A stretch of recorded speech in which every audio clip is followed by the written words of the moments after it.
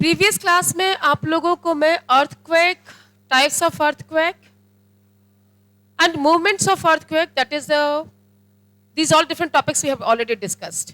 ठीक है, शुरू हमें करना था शैडो जोन से. आप लोगों ने बोला था पिछले पेज में आ गया, आई वॉज नोइंग, बट मुझे उसकी जरूरत नहीं थी. शैडो जोन है क्या? As it is reflecting by its name, shadow, it means sound is full. Hello, अब ठीक है? हाँ, यहां से फुल लिया हो गया, फुल हो गया, ये फुल है, इससे ज्यादा नहीं हो सकता, बाकी उधर करने वालों. एनीवेज, आवाज आ रही है पीछे? आवाज ठीक है, चलो. तो शैडो जोन हम लोगों ने को करना था. शैडो जोन है क्या? आपका वो एरिया अर्थ के ऊपर, वो रीजन जहां पे अर्थक्वेक की जो वेव्स हैं डिटेक्ट नहीं हो पाती हैं.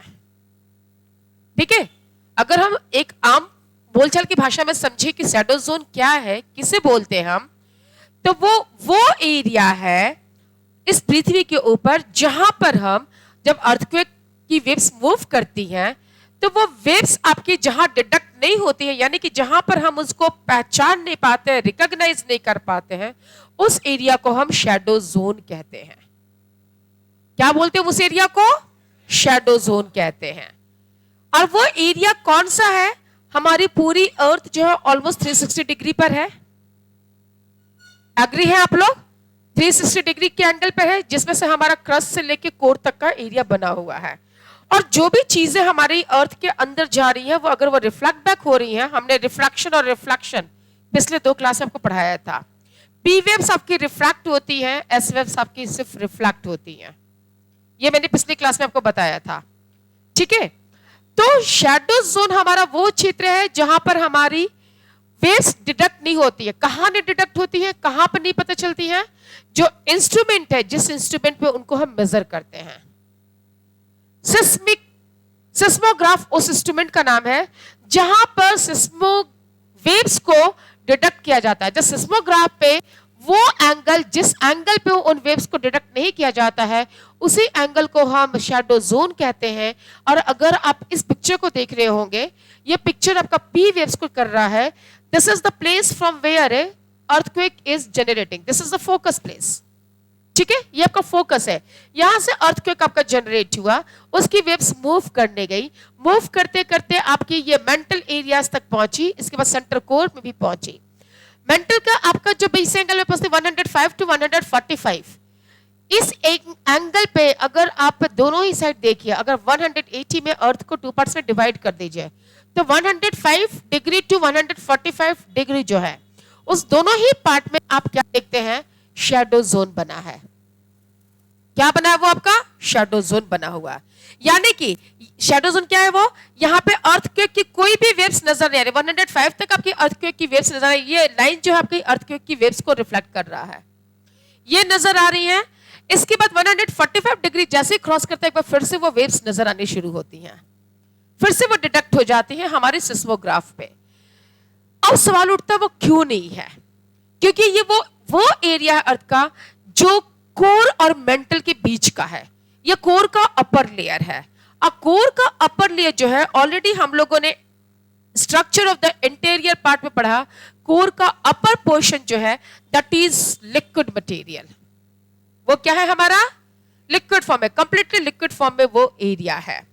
तो ये क्या प्रूफ कर रहा है? अर्थक्वेक की वेव्स क्या प्रूफ कर रही हैं कि वो लिक्विड एरिया से जो वेव्स से, हमारे पी वेव्स से, प्राइमरी वेव्स है, वो ट्रैवल तो कर रही हैं, तभी तो उसके बाद की एंगल्स पे वो नजर आई हैं, लेकिन उस जगह पे वो डिटेक्ट नहीं हो पा रही हैं. यानी कि उसमें वो डिसअपीयर हो गई हैं, वो डिसॉल्व नहीं हुई हैं.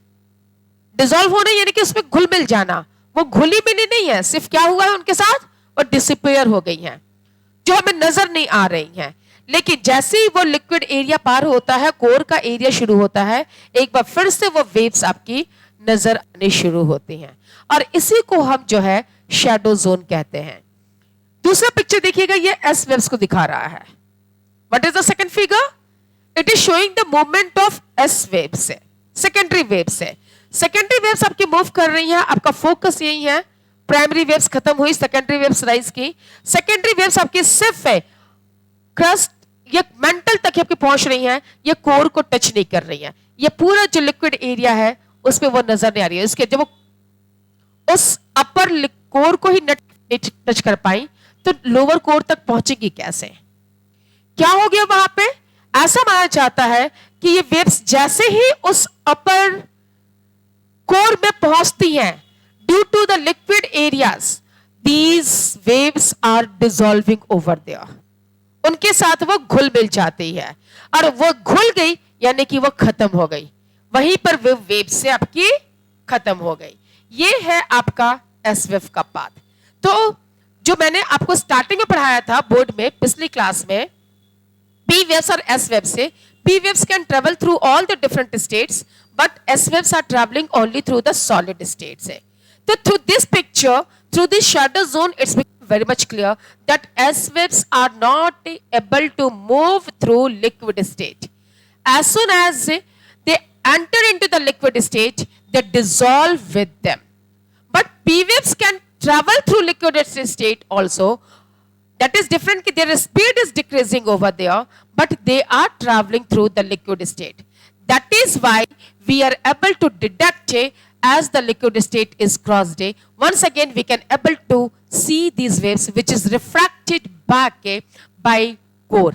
ये क्यों आपको दिखा रहा है? क्योंकि कोर के द्वारा जो रिफ्रैक्ट हो रहा है और जो ये सरफेस तक आपकी वेव्स पहुंच रही हैं, crust surface means not above the surface, near the crust जब पहुंच रही हैं, that's why these waves are shown once again.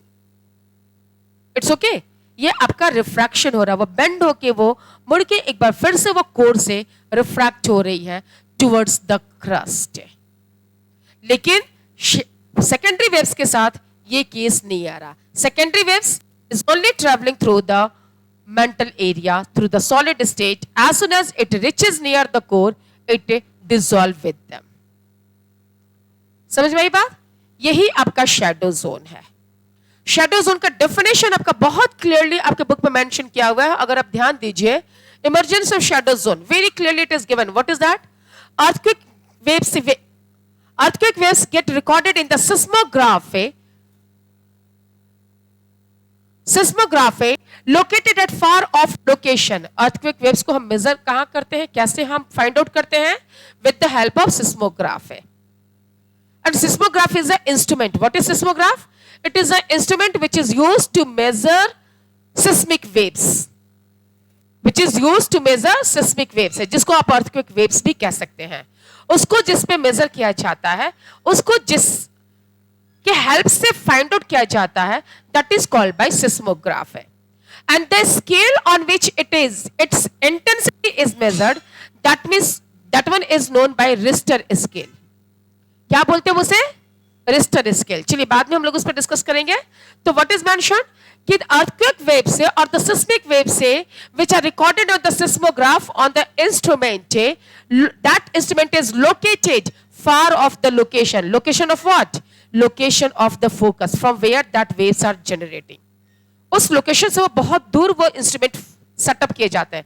Instrument आपका क्रस्ट के रीजन में सेटअप होता है, लेकिन वो वेव्स को रिकॉर्ड करती है। जिस तरह से वो मूव करता है, उसके अंदर एक बॉल, पेंडुलम देखा ना, एक पेंडुलम वाली जो घड़ी होती है कैसे मूव करते रहता है, उसी टाइप से वो मूव करता रहता है। नीचे एक बॉल टाइप से रखी थी जिसके अंदर एक पेन टाइप का आर्टिकल होता है, और नीचे जैसे जैसे वो मूव करता है, जो ग्राफ आपकी बनती है वो वेव्स को रिप्रेजेंट करती है।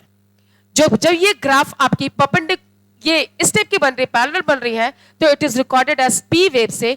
लेकिन जब यही परपेंडिकुलर मूव होने लगती है तो that is called by S wave से। और यही जब आपकी जब सरफेस पे आती है तो और ज्यादा वो डैमेज करती हैं, डेंजरस हो जाती हैं, that is called by the surface waves, जो ऑलरेडी मैं आप लोग को पहले बता चुकी हूं।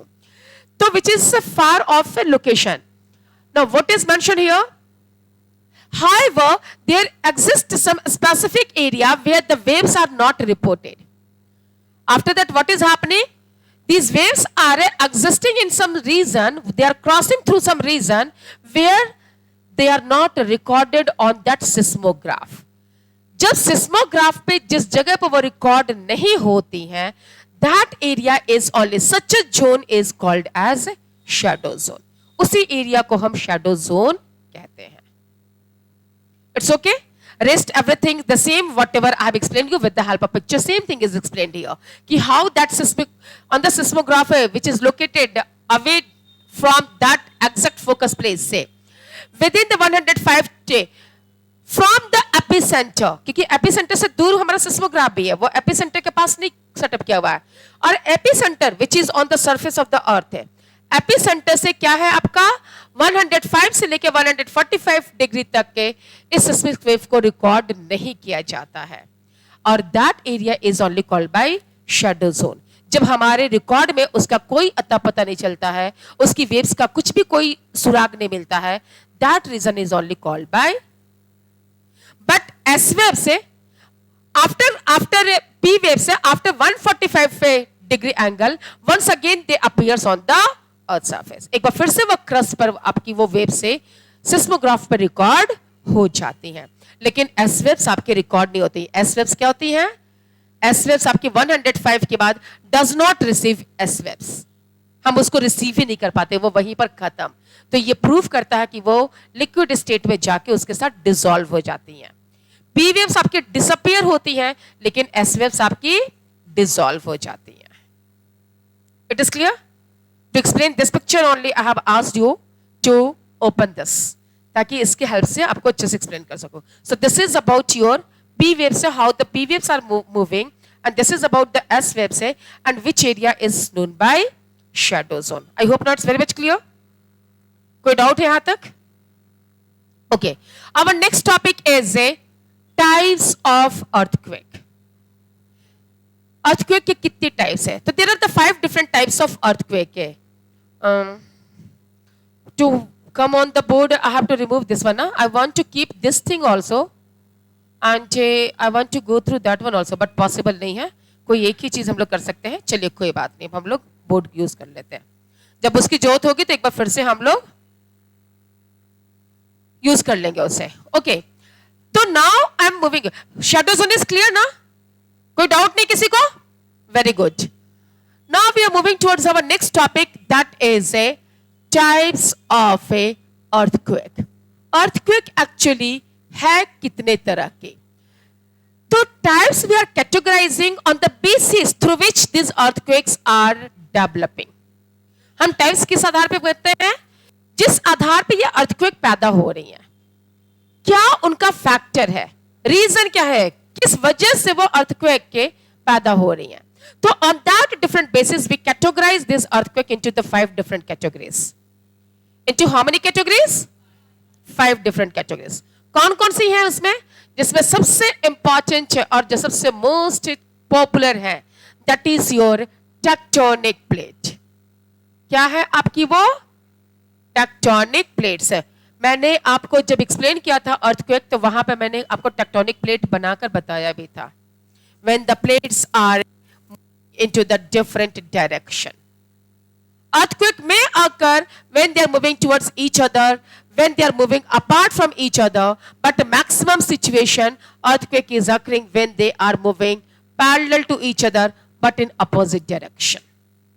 Transforms marginal boundaries. Okay, earthquake is mainly developing in these areas. और इसीलिए दुनिया के हम हर ए रीजन में देखेंगे, अगर earthquake prone रीजन को ढूंढेंगे, जो कि नेक्स्ट चैप्टर में हम लोग करेंगे, which are the areas which is called as the hot spots for earthquake. So what we are getting, that is the plate margin area. Yes बेटा, पैसिफिक रिंग ऑफ फायर में भी earthquake आपका है, लेकिन वहां पे वॉल्केनोस का impact ज्यादा है, इसलिए हमें वो फायर दिखता है, हमें earthquake नहीं दिखती है. इट्स ओके, लेकिन वॉल्केनोस हो रहा है तो earthquake हो गई. It's okay.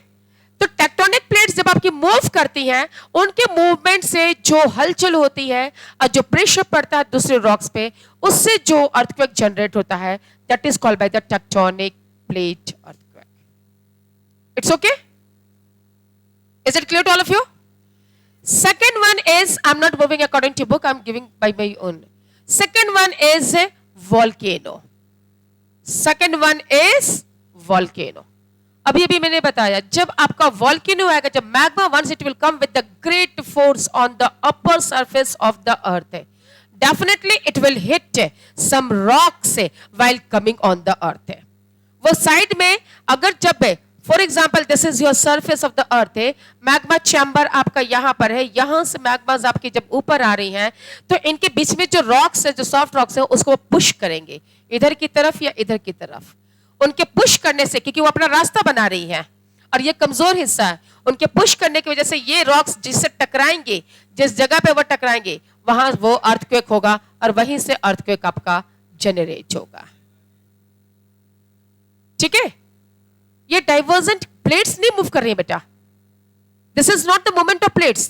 डाइवर्जेंट तो आपका मूवमेंट ऑफ प्लेट्स हो जो अपर सरफेस क्रस्ट पे आपका हो रहा है, क्रिस्टल पार्ट में। This is happening inside the mantle और in the lower part of the crust. ठीक है, ये lower part of the crust में आपका हो रहा है, जिस वजह से रॉक्स, ये एक्चुअली मूवमेंट ऑफ प्लेट्स नहीं है, उन मैग्मास की वजह से जो मूव कर रही है। मैग्मास जब आ रही है तो वो जो पुश कर रही है उन रॉक्स को, उसकी वजह से जो टकरा रही है, दैट इज योर वॉल्केनोज। ये आपका कहलाता है क्या, ये वॉल्केनोज आपकी बाहर आ गई जिस वजह से आपकी अंदर जो मूवमेंट हुई और अर्थक्वेक जनरेट हुआ। This is called by the volcanic earthquake. क्या कहलाता है आपका ये वॉल्केनिक अर्थक्वेक। तीसरा आपका है माइनिंग अर्थक्वेक, जिसको हम एक्सप्लोजन भी कहते हैं। ठीक है, और sorry explosion is the different, yes है, माइनिंग भी आप इसे कहते हैं, कह सकते हो, या फिर आप इसको कोलैप्स है। How it is happening specially during the coal mining, खास करके ये सबसे कोलैप्स जो करता है सबसे ज्यादा ये कोल माइनिंग में होता है। इसमें क्या होता है, coal is found in the layers of the earth, coal is found inside the sedimentary rocks and sedimentary rocks develop से लेयर बाय लेयर। सेडिमेंट्स के डिपॉजिट से हो रहा है ना, तो पहला डिपॉजिट सेडिमेंट का यहां पे हुआ, इसके ऊपर दूसरा डिपॉजिट, तीसरा डिपॉजिट, इस तरह से आपका डिपोजिशन हो रहा है और वो माउंटेन का शेप डेवलप कर रहा है, हिल्स का शेप, रॉक्स का शेप डेवलप कर रहा है। And it takes millions of years. ऐसा नहीं है कि ये रॉक से आपके तुरंत बन जाते हैं, 100 साल 1000 साल में नहीं, इनको बनने के लिए मिलियंस ऑफ ईयर्स लगते हैं। It's okay. तो उसकी वजह से क्या होता है, इनके लेयर्स के बीच में, एक लेयर आपका सेडिमेंट्स का बना, दूसरा आता है, इनके लेयर्स के बीच में मिनरल्स का डिपॉजिट होता है। और वो मिनरल्स डेवलप कैसे होते हैं, कभी कभी वो जो रॉक्स आपके दूसरे रॉक्स के चट्टान, क्योंकि वो सेडिमेंट्स किसी की भी हो सकते हैं ना, वो सेडिमेंट जो है सेडिमेंट्री रॉक्स के भी हो सकते हैं, वो सेडिमेंट इग्नियस रॉक्स के भी हो सकते हैं, वो सेडिमेंट्स आपके मेटामॉर्फिक रॉक्स के भी हो सकते हैं। साथ ही साथ वो सेडिमेंट्स आपके समटाइम्स से they are the fossils of plants and animals also. ठीक है, तो इस वजह से क्या होता है, वो जमा कहां होते हैं, वो लेयर्स में होते हैं। और हमें जब उनको निकालना है तो what we are doing, we are digging the ground. ऊपर की लेयर को किया, हमने डिग किया, हमने यहां से मिनरल्स को एक्सट्रैक्ट किया। सपोज दैट हमने यहां से पूरे मिनरल्स को एक्सट्रैक्ट कर लिया, आपका ये अपर लेयर है, आपका क्रस्ट का ये लेयर आपका ऑलरेडी बना हुआ है, हमने सिर्फ मिनरल को एक्सट्रैक्ट किया, मिनरल को कर दिया, वहां का एरिया खाली। उसके बाद हम क्या करेंगे, एक और लेयर हम नीचे जाएंगे। अब इसके बाद हम इस लेयर के इस मिनरल को निकालेंगे। इसके बीच में फिर से क्रस्ट का एक एरिया है ऑलरेडी, जो कि लैंड एरिया है, यहां पे भी लैंड एरिया है, लेकिन बीच में ये क्या हो गया आपका, ये हॉलो पार्ट हो गया, क्योंकि मिनरल सब इसके बाहर अंदर से निकल गई। जब मिनरल्स निकल गई तो वो खाली हो गया आपका। ठीक है, इसके नीचे के लेयर के साथ भी ये हो गया, यहां भी ये एरिया आपका खाली हो गया, मिनरल्स निकल गया। लेकिन और क्रस्ट के ऊपर यहां तो सेटलमेंट्स है, यहां तो आपकी हाउसेज है। ठीक है, वो एरिया तो नहीं। यस, धनबाद का झरिया का रेसेंट जो आपका रेसेंट क्या हो गया, 10 आई थिंक हो गया, जो झरिया में पूरा कोलाप्स किया था आपका। ठीक है, वहां पे ऑलरेडी गवर्नमेंट ने वार्न कर दिया था, ट्राइबल को उसको कह दिया था कि वो जगह खाली कर दीजिए, फिर भी वो लोगों ने नहीं खाली किया। रिजल्ट क्या हुआ, उसके ऊपर प्रेशर पड़ता गया, और इस कंडीशन पे अगर हैवी रेनफॉल हो जाए या कुछ और हो जाए तो वो जमीन तुरंत धंस जाती है। और वो धंसना इसका और आसान है क्योंकि अंदर से वो खाली है। तो जब ये जमीन गिरेगा इसके ऊपर तो प्रेशर इस रॉक के ऊपर आया, तो एज अ रिजल्ट इसके नीचे भी जमीन खाली है, ये रॉक भी गिरेगा, तो फाइनल प्रेशर कहां आ गया, फाइनल प्रेशर इस जगह, और एज अ रिजल्ट यहां आपका अर्थक्वेक बनेगा, क्योंकि उस रॉक के ऊपर तो ग्रेट प्रेशर आ गया ना, जोरदार ऊपर से वो गिर रहा है, इस वजह से अर्थक्वेक डेवलप होगा। और इसका इंपैक्ट ठीक है बहुत ज्यादा नहीं होगा, बट उसका इंपैक्ट आएगा और अर्थक्वेक आपका राइज करेगा, डेवलप होगा। This is called your mining earthquake, और it is called by collapse earthquake. बिल्कुल खतरा होता है, बिल्कुल खतरा होता है। माइनिंग करते करते ये कुड़ाई कर रहे हैं, सामान निकाल रहे हैं, कहीं अगर अंदर से अंडरग्राउंड वाटर का सोर्स मिल गया तब तो पूरा। आपने मूवी देखा शत्रुघ्न सिन्हा का काला पत्थर? अगर नहीं देखा तो देखिएगा, उसमें क्या है, और that is based on the real story. Jharia coal mines, Jharia नहीं सॉरी, रानीगंज कोल माइंस जो वेस्ट बंगाल में पड़ता है, आसनसोल डिस्ट्रिक्ट में रानीगंज कोल माइंस का रियल स्टोरी है। और इसके लिए पहले ही उनको ट्रेन किया जाता है कि जैसे ही आपको कोई रॉक्स अगर गीला नजर आने लग गया, उनके अंदर मॉइस्चर दिखने लग जाए, समझ जाइए कि उस रॉक्स के पीछे आपका अंडरग्राउंड वाटर है। उसको फिर मत अब खुदाई करिए, आपको स्टॉप करिए वहीं पर। लेकिन वहां पर अगर आपने मूवी देखा होगा तो उसमें ऑलरेडी जब आपका एक इंस्पेक्टर बना करके गया था, फिर भी जो है सुपरवाइजर जो टेंडर लिया था पैसा के चक्कर में उस पर खुदाई करवाता है, और जैसे उस पर हुआ तो आपने देखा कि पूरा पानी भर गया। अब पानी भरेगा तो आपको मौका नहीं देगा, क्योंकि वो अंडरग्राउंड वाटर है, रिवर की तरह चल रहा है, वो आपको मौका नहीं देगा। लेकिन यहां तक पहुंचने के लिए आपके पास तो एक ही सोर्स है ना, ये लिफ्ट जिसके थ्रू आप जा रहे हैं। इस लिफ्ट में एक बार में एक लिमिटेड पर्सन आएंगे ना, 15, 20, मैक्सिमम 100, उससे ज्यादा तो एक साथ नहीं आ सकते। लेकिन अंदर में लेबर्स हजारों की संख्या में काम करते हैं, अंदर में लेबर्स हजारों की संख्या में काम करते हैं। और ऐसे माइंस में जितने लेबर रहते हैं, अगर आप लोगों ने नोटिस किया तो उनके हेलमेट पे they all are wearing helmet, without helmet वो मूव नहीं करते। उनके हेलमेट पे लाइट लगा होता है, क्योंकि अंदर अंधेरा है, वो लाइट लगा के नहीं जाएंगे तो वो दिखेगा कैसे उनको। ठीक है, काला पत्थर मूवी का ही नाम है, that is for coal. Amitabh Bachchan भैया। ठीक है, क्लियर हुई? चलिए आ जाइए। तो ये आपका तीसरा अर्थक्वेक हो गया। चौथा हो गया आपका एक्सप्लोजन। चौथा हो गया आपका एक्सप्लोजन। इसका बेस्ट एग्जांपल हो गया, have you heard the name of Pokhran? Movie भी आई थी पोखरन। आवाज अच्छी आई है, यस मैम। मूवी के नाम पे अच्छा आवाज आ जाता है नहीं? कौन था उसमें? कौन था? John Abraham. एक एग्जाम्पल सेट हो जाता है, वेरी गुड। पोखरन में आपने देखा कि how that experiment has made. उस एक्सपेरिमेंट के, उस न्यूक्लियर बम के एक्सपेरिमेंट के लिए क्या किया गया? जमीन के नीचे उस बम को फिट किया गया, और उसके बावजूद जब वो ब्लास्ट किया तो 2 किलोमीटर के रेडियस तक के, डायमीटर नहीं, 2 किलोमीटर के रेडियस तक के उसकी वाइब्रेशन को नोटिस किया गया। क्यों हुआ वो? ठीक है, आपने लैंड के अंदर, मान ले कि सरफेस से आपने यहां पर उस बम को फिट किया है। जब ये ब्लास्ट करेगा तो ये तो भयंकर है ना, न्यूक्लियर बम है ना, ये ब्लास्ट करेगा तो अपने साइड के रॉक्स को हिट करेगा। ये अपने साइड के रॉक्स को हिट किया, और जब ये हिट करेगा कहीं ना कहीं किसी एक रॉक्स पे तो प्रेशर ज्यादा पड़ा, जहां प्रेशर पड़ा वहां से आपकी ये अर्थक्वेक जनरेट हुई, और इस तरह से ये ऊपर के एरिया को, सरफेस को डैमेज करता है। इसलिए हमेशा न्यूक्लियर टेस्ट वगैरह आपके ऐसे रीजन में होता है जहां पर हैबिटेट्स नहीं हो, जहां पर लाइफ नहीं हो। ठीक है, डेजर्ट एरिया में करने के पीछे वजह यही होता है। It's okay. तो these are the different things. Fifth type of earthquake is called a dam. क्या है ये आपका? Dam earthquake. Dams are also responsible for earthquake. अब आप बोलोगे डैम का अर्थक्वेक से क्या रिलेशन है? Isn't it? डैम कैसे अर्थक्वेक के लिए रिस्पॉन्सिबल है? Yes, it is also responsible. How it is responsible? Let me give you. For example, here river is flowing. ये नदी बह रही है, ठीक है? नदी को फ्लो को हमने रोक दिया, इसके ऊपर एक वॉल लाइक स्ट्रक्चर बना दिया, इसको हमने क्लोज कर दिया, डोर बना के हमने क्लोज कर दिया। ठीक है, रिवर इज फ्लोइंग। ये आपका क्या है? रिवर है। क्या है ये? आपका रिवर है। ये क्या है आपका? ये येलो वन, ये आपका डैम है। It's okay. डैम क्या है? What is damn? It's a wall like structure across the river. एक सीमेंट और कंक्रीट का बना हुआ एक स्ट्रक्चर है, दीवारनुमा स्ट्रक्चर है, जो नदी के चारों एक छोर से दूसरी छोर पे बना होता है, और नदी के फ्लो को, रिवर के फ्लो को रोकता है। अब सवाल उठता है कि उसके फ्लो को रोक दिया तो व्हाट अबाउट इट्स वाटर? इसका पानी जाता कहाँ है? उसकी फ्लो को रिड्यूस करता है, कंप्लीटली रोकता नहीं है, उसकी फ्लो को रिड्यूस करता है।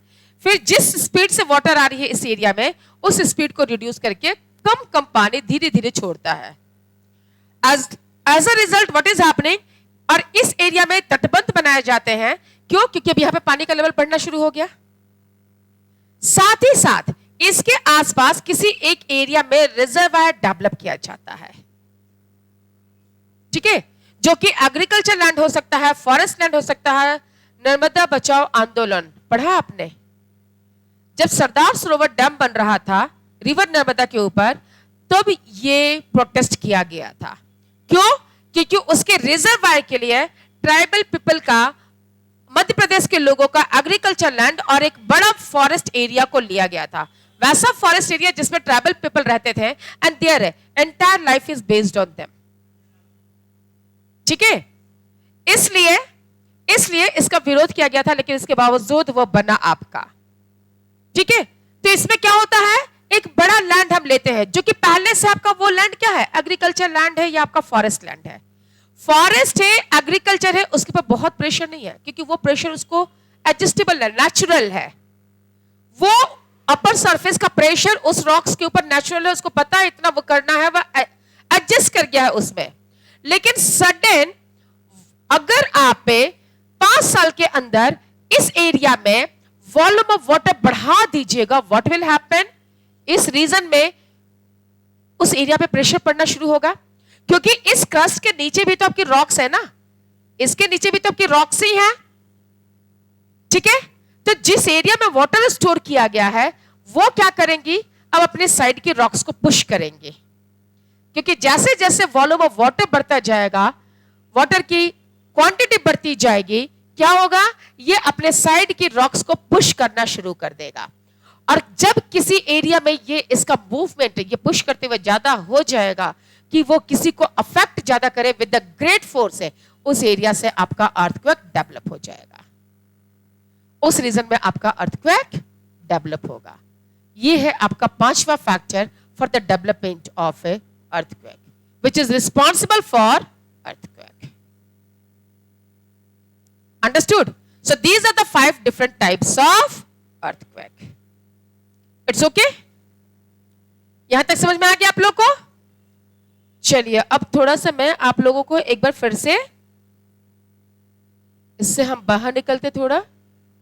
यस, आफ्टर सेविंग, ओके, चलो बाहर आ जाते हैं। एक बार हम लोग फिर से अपने बुक पर आते हैं, ठीक है, क्योंकि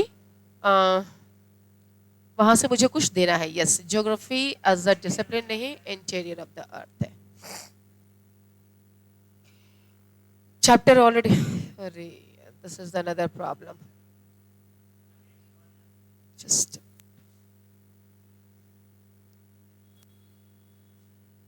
अच्छा, ये ऑटोमेटिकली चल रहा है हमारा।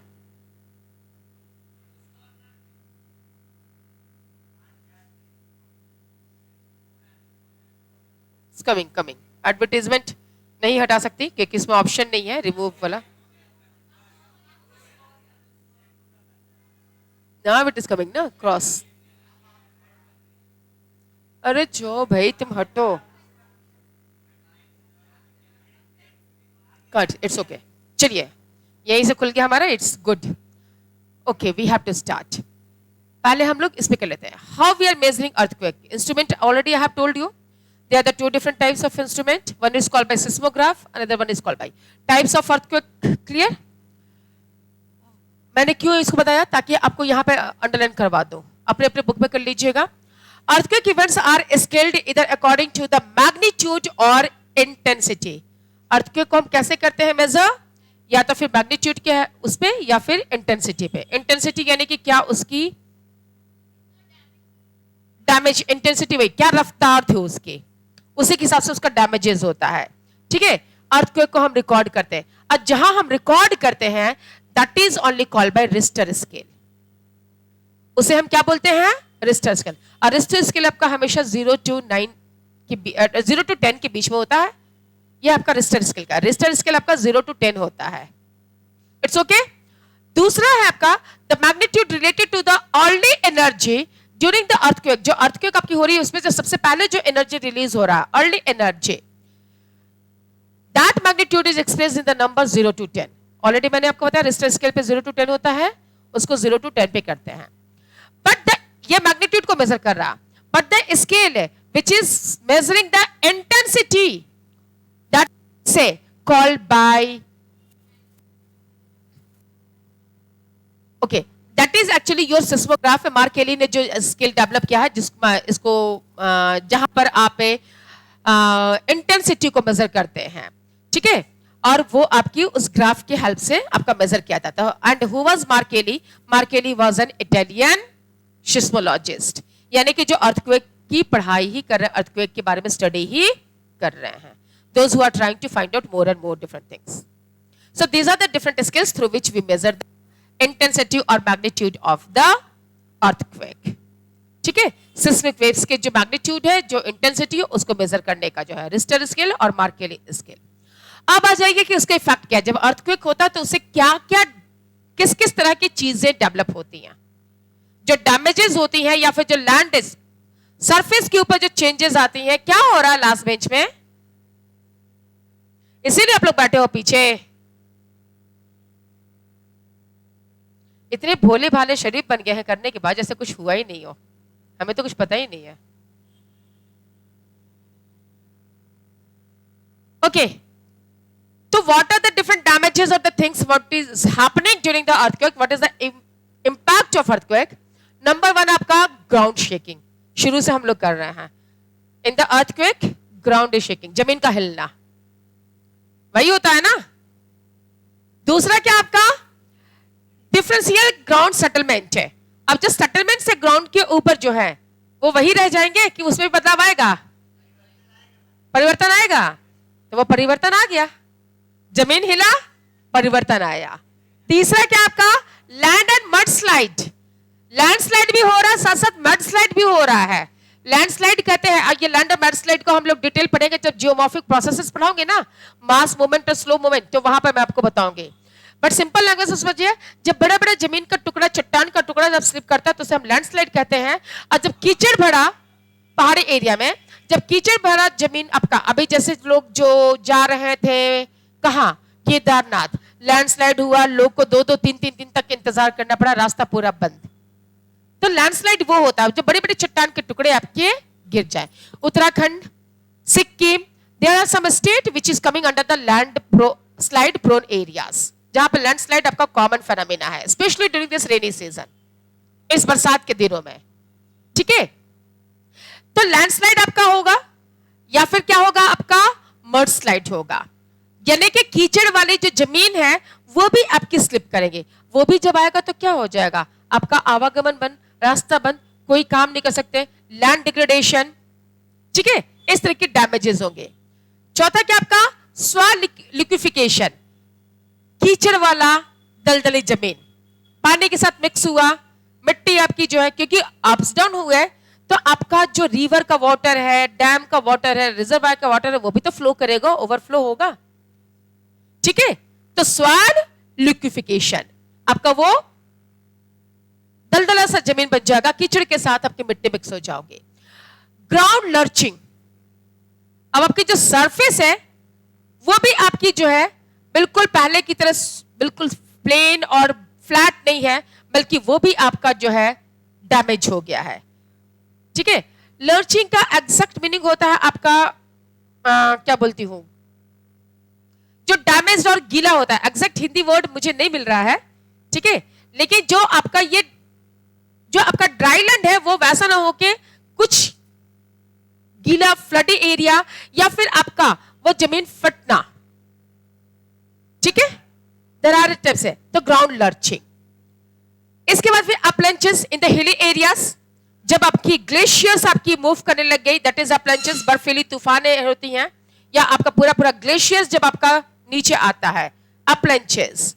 ग्राउंड डिस्प्लेसमेंट है, जब आपका एक एरिया सरफेस से दूसरे एरिया से बिल्कुल अलग थलग पड़ जाए, बड़ा दरार आपका आ जाए, ग्राउंड डिस्प्लेसमेंट है. ठीक है, that is your flood from dam and levee failure. Levee failure मतलब लीव जो मैंने अभी डैम बनाया ना, डैम के साइड में जो वॉल बनाया, दैट इज कॉल्ड बाय लिवे। कि डैम्स आपके क्रैक हो गए, डैम्स भी क्रैक होते हैं, ड्रम्स भी टूटते हैं, उससे जो डैम का पानी जो रोका गया था, अब क्या वो क्रैक हो जाएगा तो क्या होगा, वो रिजर्वायर का पानी भी इसके थ्रू आते हुए नदी में बाढ़ आ जाएगी, फ्लड क्रिएट करेगा। वही आपका लिखा हुआ है, flood from dam and leave failure, जो वो जो लीव्स बनाई गई हैं वो भी आपकी फेल हो जाती हैं during the earthquake. Fire, short circuit से आपका फायर भी कैच करता है। स्ट्रक्चरल कोलैप्स, बड़े बड़े बिल्डिंग आपकी पूरी बैठ जाती हैं। फॉलिंग ऑब्जेक्ट से, सामान तो स्थिर रहेगा नहीं, गिरोगे ही गिरोगे। अब आपका टेबल चेयर अभी अर्थक्वेक आ जाए तो स्थिर रहेगा, सबसे पहले तो ये लैपटॉप गिरेगा। फॉलिंग ऑब्जेक्ट है। सुनामी, अच्छा आप लोग बैठे रहोगे, मैं गिर जाऊंगी तो अच्छा उठाने आओगे, वेरी गुड। चलिए, tsunami 2004 we have seen when the earthquake is coming inside the water, in that water which is bounded by the land areas from 3 different sides, that is called tsunami। ठीक है, उसकी वजह से जो हलचल होती है और जो पूरा पानी,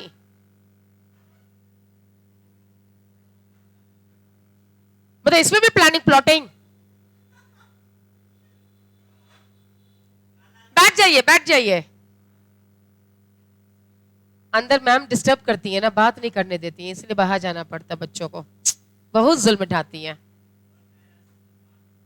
कोई है मैम, वही पता नहीं, नाम पता उनका नहीं मालूम मुझे, वो आप लोग ढूंढिए। Anyways, so these are the different kinds of damages which is caused because of earthquake. It's okay, these are the different kinds of effect। now look here, there are the 2 examples given here about the earthquake। यहां पर आपका Thailand का दिया हुआ है, फिर आपका ये एक्चुअली वो है 2006 वाला। सबसे ज्यादा अर्थक्वेक आपकी वहां आती है जहां पर ट्रांसफॉर्म बाउंड्रीज है, 2 प्लेट्स जो बनती हैं जो ट्रांसफॉर्म बाउंड्रीज फॉर्म करती है, डाइवर्जन कन्वर्जन नहीं, जो ट्रांसफॉर्म बाउंड्री फॉर्म करती हैं, सबसे ज्यादा अर्थक्वेक वहां आता है। और ये कौन कौन से एरिया में है वर्ल्ड के, नेक्स्ट चैप्टर में बताऊंगी, अभी नहीं बताऊंगी।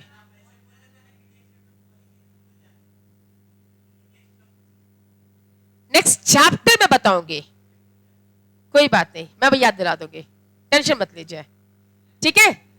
फिर ये कुछ डैमेजेस दिए हुए, क्या क्या तरह का किस तरह का हो रहा है ये देख लीजिए, समझ जाइए। खत्म हो गया आपका अर्थक्वेक है, पूरा पूरा भागलपुर वाला ब्रिज नहीं क्रॉस किया, ये डैम की वजह से टूटा, ये अर्थक्वेक की वजह से टूटा है, इसलिए इसको वो मत कुछ समझिएगा। ओके फाइन, आज एक और टॉपिक हम लोग कर लेते हैं, तैयार है आप लोग? कुछ लोग कहीं टाइम नहीं हुआ, बहुत टाइम है, कोई बात नहीं, 10 मिनट लेट छोड़ोगे, 10 मिनट लेट मुझे क्लास मिला था, जबकि आज मैं आधे घंटे से बैठी थी। Anyways, it's a very simple topic, that's why I am giving you, just go through it. After earthquake, our next topic is, that is structure of the interior of earth। अर्थ के इंटीरियर पार्ट का structure क्या है, it's okay, उसका structure कैसा है। तो ये अगर हम पूरे, ये पेन काम क्यों नहीं कर रहा है,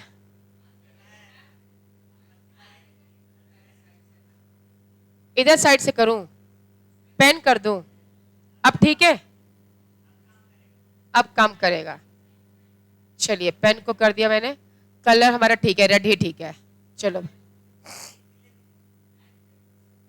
नहीं जा रहा वो, अच्छा ठीक है, वो कोई बात नहीं, सिलेक्ट कर लिया मैंने, आ जाओ तुम नीचे आ जाओ, ओके, यहां आप आ जाइए, ठीक है।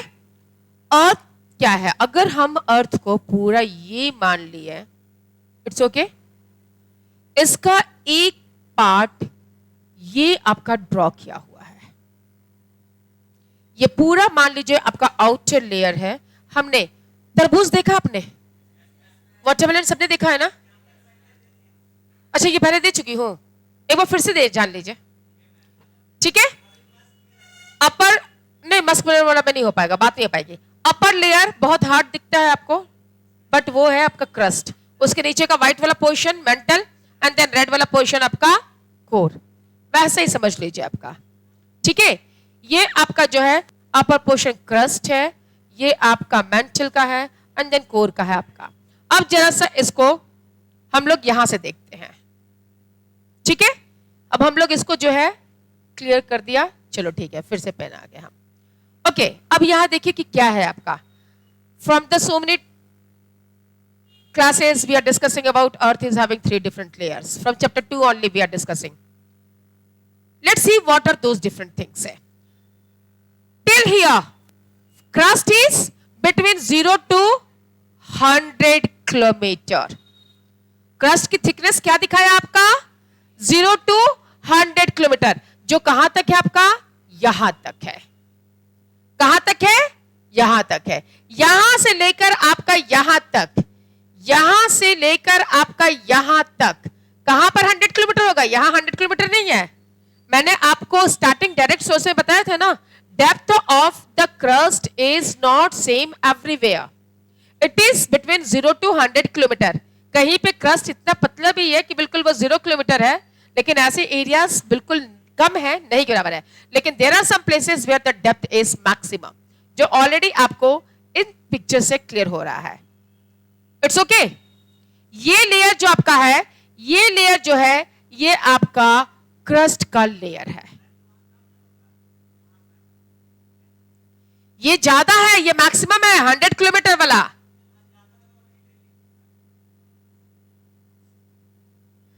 अरे इसकी मोटाई की बात कर रहे हैं, इसकी डेप्थ की बात कर रहे हैं हम लोग। क्रस्ट का 100 किलोमीटर कहां पर है, तो जहां पे सरफेस के ऊपर लैंड ज्यादा, वही ना आपका ज्यादा होगा, उसका डेप्थ है। और डेप्थ सबसे कम कहां, ओशनिक एरिया में, वाटर बॉडीज में। अब आई बात समझ में, जो पानी वाला हिस्सा है, Pacific ocean, Atlantic ocean, Indian ocean, Arctic ocean, यहां पर क्रस्ट की डेप्थ बहुत कम है, क्रस्ट की मोटाई कम है।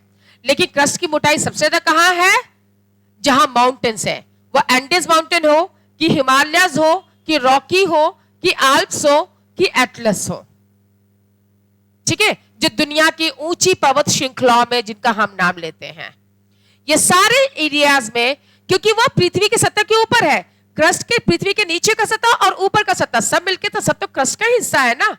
दोस mountains are also the part of crust. कि ऐसा तो नहीं कि कोई ऐसा चीज है जिसको उखाड़ के एक जगह से दूसरी जगह हमने सेटअप कर दिया है, that is the part of crust. That is why it is mention कि क्रस्ट की थिकनेस क्या है, थिकनेस है 0 to 100 kilometre. It's okay. Crust के जस्ट नीचे क्या है हमारा, मेंटल है। ये हमारा एस्थोनोस्फीयर जो है, ये मेंटल का पोर्शन है, ये मेंटल का आउटर लेयर है। ये मेंटल का क्या है, ये मेंटल जो है, देखिए आपके उससे बना हुआ है, मेंटल का ये एस्थोनोस्फीयर क्या है, ये आउटर लेयर है, ठीक है। और मेंटल के आउटर लेयर में आपका एस्थोनोस्फीयर है। और मेंटल की थिकनेस कहां है आपकी, यहां तक, यहां तक आपका क्या है, ये आपका मेंटल है। समझ में आई बात। Crust is between 0 to 100 kilometre, mental is from 100 to 2900 kilometre. Crust क्या है आपका, क्रस्ट यहां पर मेंशन किया हुआ है, क्रस्ट 0 to 100 है। और मेंटल क्या है आपका, मेंटल जो है आपका 100 to 2900 किलोमीटर, ठीक है। और मेंटल के बाद जो आपका एरिया है, इससे लेके आपका सेंटर तक है, दिस इज कॉल्ड कोर। और कोर कहां से है, इस 2900 से लेकर इससे 5100 किलोमीटर तक है। 500 सॉरी लिसन हियर, ये 5100 तक, यहां से लेके यहां तक, ये आउटर कोर है। ये क्या है आपका, आउटर कोर। आउटर कोर जो किस फॉर्म में है, लिक्विड फॉर्म में। हमने अभी अर्थक्वेक में मैंने शैडो जोन बताया ना आपको, लिक्विड फॉर्म में है। और इस 5000 से लेकर इस 6378 किलोमीटर तक क्या है आपका, सॉलिड कोर है। ये जो कोर है आपका, ये सॉलिड कोर है, ऑलरेडी मेंशन किया हुआ है, सॉलिड कोर। तो सबसे ज्यादा थिकनेस किसकी है, कोर की है। सबसे ज्यादा थिकनेस किसकी है, दैट इज ऑफ कोर, ठीक है। उससे फिर कम थिकनेस किसकी है, तो वो मेंटल की है। और सबसे कम थिकनेस किसकी है, तो वो क्रस्ट की है। सबसे कम जो थिकनेस है वो क्रस्ट की है, और थिकनेस के अकॉर्डिंग ही उसकी डेंसिटी बढ़ती चली गई। थिकनेस के अकॉर्डिंग ही उसकी डेंसिटी भी बढ़ती चली गई। और डेंसिटी क्या है? डेंसिटी तीनों का अलग है। सबसे हाई डेंसिटी कहां पे होगा? कोर में। इनर कोर का डेंसिटी सबसे हाई है, और इनर कोर की डेंसिटी इनर कोर की डेंसिटी कितना है आपका? इनर कोर का डेंसिटी अगर हम लोग बात करते हैं,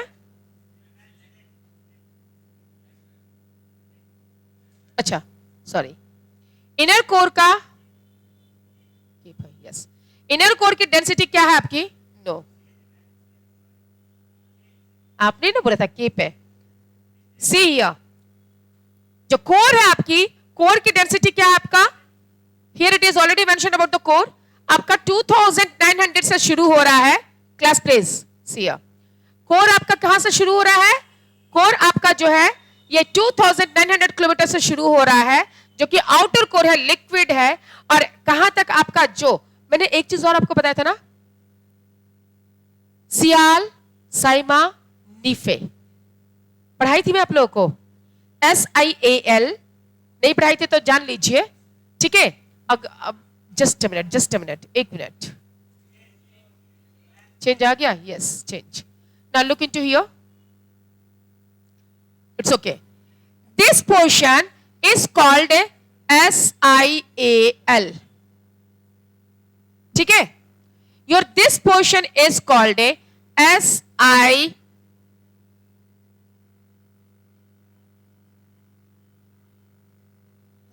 MA, yes, sorry, it is MA, and this portion is called NIFA.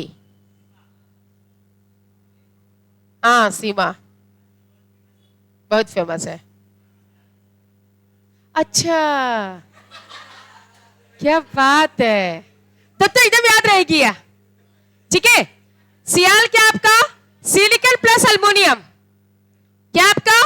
Silicon plus aluminium, silicon plus magnesium, and ये निकल प्लस आयरन। ये नाम कहां से आया? जो डिफरेंट कोर्स में, डिफरेंट एरियाज में जब मटेरियल्स मिल रहे हैं, सबसे लाइटर आपका सिलिकॉन प्लस अल्युमिनियम, सबसे हल्का अल्युमिनियम आपका मैग्नीशियम से भी हल्का होता है, क्योंकि मैग्नीशियम के अंदर जो है आपका आयरन की प्रॉपर्टी है।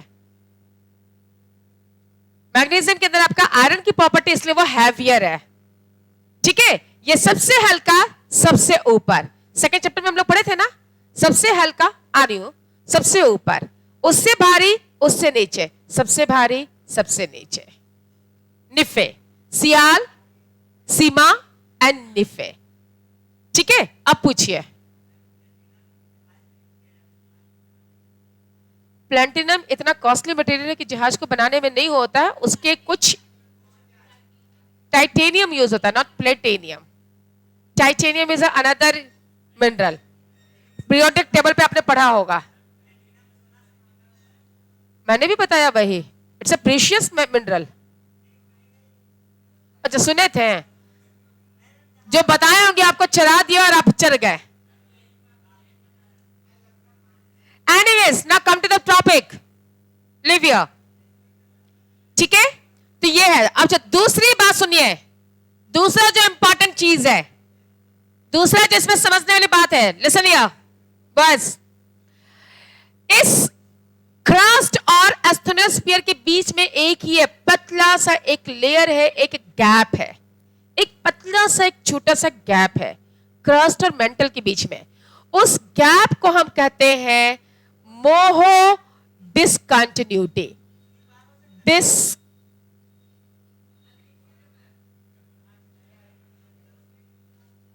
ठीक है, मोहो डिसकंटिन्यूटी।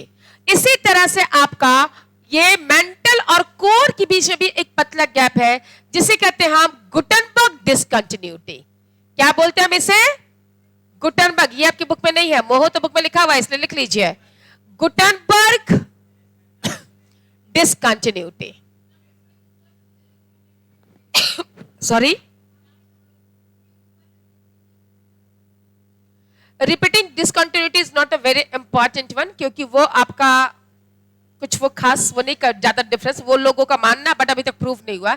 लेकिन ये दोनों जो गैप्स है, ये दोनों कैसे, आपने प्याज देखा है ना, प्याज तो बिल्कुल एक जैसा दिखता है, बिल्कुल सॉलिड है, लेकिन इसका लेयर बाय लेयर निकलता है ना, उसके बीच में एक थिन गैप होता है जो एक पतला सा छल्ली जैसा होता है। आपका ये अर्थ सरफेस के ऊपर इंटीरियर भी ऐसा ही है।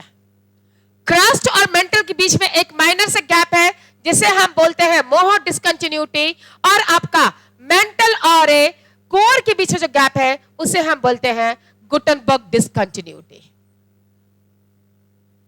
ठीक है, क्यों? क्योंकि इन लोगों ने इसको डेवलप किया। These are the name of the person. Yes, it is not necessary, maximum places it is written single, it's okay, in naming word there is no issues, उसके लिए बहुत प्रॉब्लम नहीं है। ठीक है, कोई ऋत्विक के HRI भी लिखते हैं, कोई RI भी लिखते हैं, तो that is not a big issue.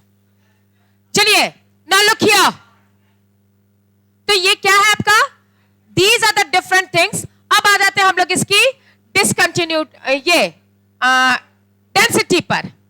Let discuss about its density. Density देख लेते हैं हम लोग। क्रस्ट की डेंसिटी क्या है? Keep silence and give attention here. Density आपकी क्या है इसकी? ये इसका जो है एक एवरेज है। लिसन हियर, 0 to 100 किलोमीटर इसकी टोटल थिकनेस है, बट एवरेज थिकनेस क्या है, which already we have discuss, that is 5 to 30 kilometer. ये इसकी एवरेज इसकी थिकनेस है। इट्स ओके, ये इसकी एवरेज थिकनेस है, लेकिन इसकी मैक्सिमम क्या है? 70 किलोमीटर तक, जो ऑलरेडी मैं पहले भी बता चुकी हूं आपको, hilly areas specially Himalaya reason में ये है। और इसकी डेंसिटी जो है, density is not mention here, density इसका आपका काफी हैवी रहे, 0 पॉइंट समथिंग के cubic gram, that one is the density of crust. Mantle की देखो, Moho discontinuities it is mentioned which is found at that this site। Moho discontinuity आपका है। इसके बाद फिर आपका आ गया नेक्स्ट कोर का। कोर पे about that also mentioned here, look into this. This is about core. It's okay, bounce नहीं किया, सब कुछ आया समझ में, चाहोगे समझना तो। नेक्स्ट क्लास से आपका शुरू होगा volcano. From next class I will start on this chapter, this topic, volcano. It's okay? Thank you everyone.